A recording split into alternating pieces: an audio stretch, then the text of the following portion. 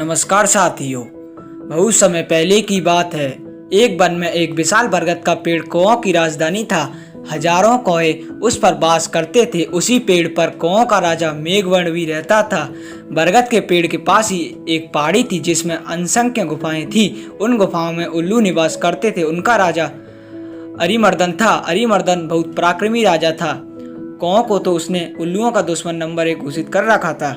उसे कौओं से इतनी नफरत थी कि किसी कौए को मारे बिना भोजन नहीं करता था। जब बहुत अधिक कौए मर जाने लगे तो उनके राजा मेघवर्ण को बहुत चिंता हुई। उसने कौओं के एक सभा इस समस्या पर विचार करने के लिए बुलाई। मेघवर्ण बोला, मेरे प्यारे कौओं, आपको तो पता ही है कि उल्लुओं के आक्रमणों के कारण हमारा जीवन असुरक्षित हो गया है। हमारा शत्रु शक्तिशाली है और अहंकारी भी। हम पर रात को हमले किए जाते हैं। हम रात को देख नहीं पाते। हम दिन में जवाबी हमला नहीं कर सकते क्योंकि वे गुफाओं के अंधेरों में सुरक्षित बैठे रहते हैं। फिर मेघवर्ण ने स्नाय और बुद्धिमान कौओं से अपने सुझाव देने के लिए कहा। एक डरपोक कौआ बोला, हमें उल्लू से समझौता कर लेना चाहिए। वे जो शर्त रखे हम स्वीकार करें। अपने से ताकतवर दुश्मन से पिटते रहने में क्या तुक है। बहुत से कौओं ने काका करके विरोध प्रकट किया। एक गर्म दिमाग का कौआ चीखा, हमें उन दुष्टों से नहीं करनी चाहिए। सब उठो और उन पर आक्रमण कर दो। एक निराशावादी कौआ बोला, शत्रु बलवान है, हमें यह स्थान छोड़कर चले जाना चाहिए। सियाने कौए ने सलाह दी, अपना घर छोड़ना ठीक नहीं हो। हम यहाँ से गए तो बिल्कुल ही टूट जाएंगे। हमें यहीं रहकर पक्षियों से सहायता लेनी चाहिए। कौओं में सबसे चतुर व बुद्धिमान स्थिरजीवी नामक कौआ था जो चुपचाप बैठा सबकी दलीलें सुन रहा था। राजा मेघवर्ण उसकी ओर मुड़ा। महाशय, आप चुप हैं? मैं आपकी राय जानना चाहता हूँ। स्थिरजीवी बोला, महाराज, शत्रु अधिक शक्तिशाली हो तो छल नीति से काम लेना चाहिए। कैसी छल नीति? जरा साफ साफ बताइए स्थिरजीवी। राजा ने कहा। स्थिरजीवी बोला, आप मुझे भला बुरा कहिए और मुझ पर जानलेवा हमला कीजिए। मेघवर्ण चौंका। ये आप क्या कह रहे हो स्थिरजीवी?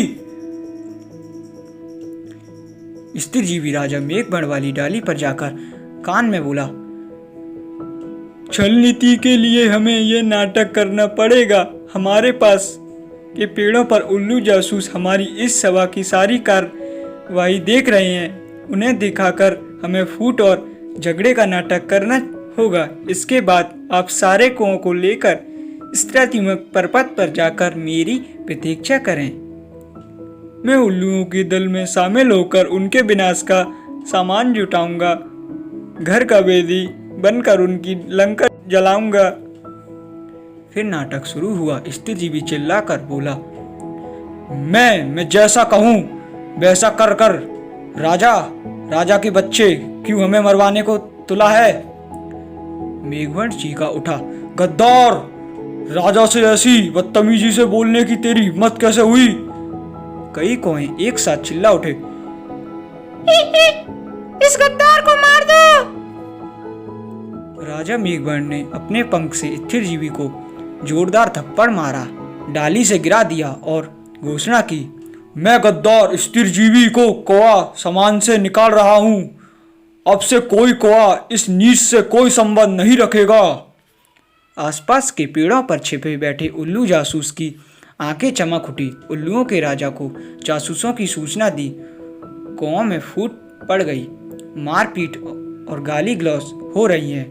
इतना सुनते ही उल्लुओं के सेनापति राजा ने कहा, महाराज, यही मौका है कौओं पर आक्रमण करने का। इस समय हम उन्हें आसानी से हरा देंगे। उल्लुओं के राजा अरिमर्दन को सेनापति की बात सही लगी। उसने तुरंत आक्रमण का आदेश दे दिया। बस फिर क्या था, हजारों उल्लुओं की सेना बरगद के पेड़ पर आक्रमण करने चल दी, परंतु वहां एक भी कौवा नहीं मिला। मिलता भी कैसे? योजना के अनुसार मेघवर्ण सारे कौवों को लेकर श्वेतयुमक पर्वत की ओर कूच कर गया था। पेड़ खाली पाकर उल्लुओं के राजा ने थूका, कौवा हमारा सम्मान करने के बजाय भाग गए। ऐसे कार्यों पर हजार धुए। सारे उल्लू हु की आवाज निकालकर अपनी जीत की घोषणा करने लगे। नीचे झाड़ियों में गिरा पड़ा स्थिरजीवी कौवा यह सब देख रहा था। स्थिरजीवी ने काका की आवाज निकाली। उसे देखकर जासूस उल्लू बोला, हे, अरे ये तो वही कौवा है जिसे इनका राजा धक्के देकर गिरा रहा था और अपमानित कर रहा था। उल्लुओं का राजा भी आया। उसने पूछा, तुम्हारी ये दूरदशा कैसा हुई? स्थिरजीवी बोला, मैं राजा मेघवर्ण का नीति मंत्री था। मैंने उनको नेक सलाह दी कि उल्लुओं का नेतृत्व इस समय एक पराक्रमी राजा कर रहे हैं। हमें उल्लुओं के अधीनता स्वीकार कर लेनी चाहिए। मेरी बात सुनकर मेघवर्ण क्रोधित हो गया और मुझे फटकार कर कौओं की जाति से बाहर कर दिया। मुझे अपनी शरण में ले लीजिए।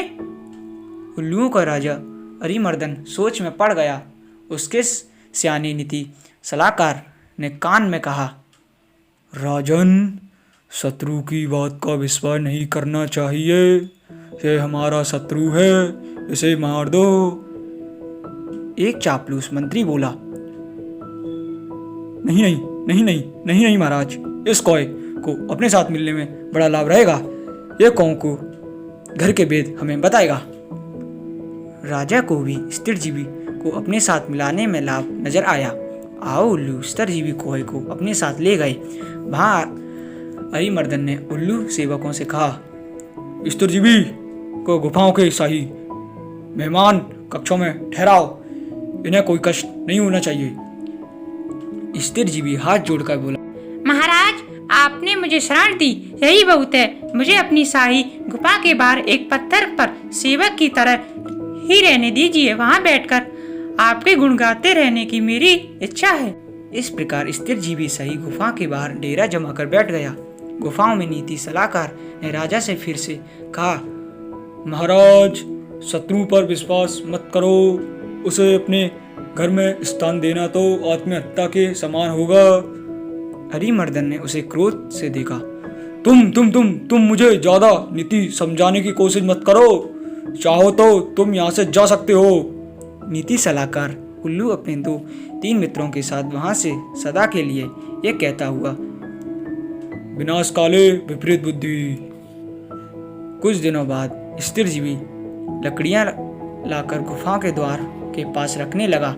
सरकार, सर्दियां आने वाली है। मैं लकड़ियों की झोपड़ी बनाना चाहता हूँ ताकि ठंड से बचाव हो। धीरे धीरे लकड़ियों का काफी ढेर जमा हो गया। एक दिन जब सारे उल्लू सो गए तो स्थिरजीवी वहां से उड़कर सीधे श्वेतयुमक पर्वत पर पहुंचा, जहां मेघवर्ण और कौवा सहित उसी की प्रतीक्षा कर रहे थे। स्थिरजीवी ने कहा, अब आप सब निकट के जंगल से जहां आग लगी है, एक एक जलती लकड़ी चोंच में उठाकर मेरे पीछे आइए।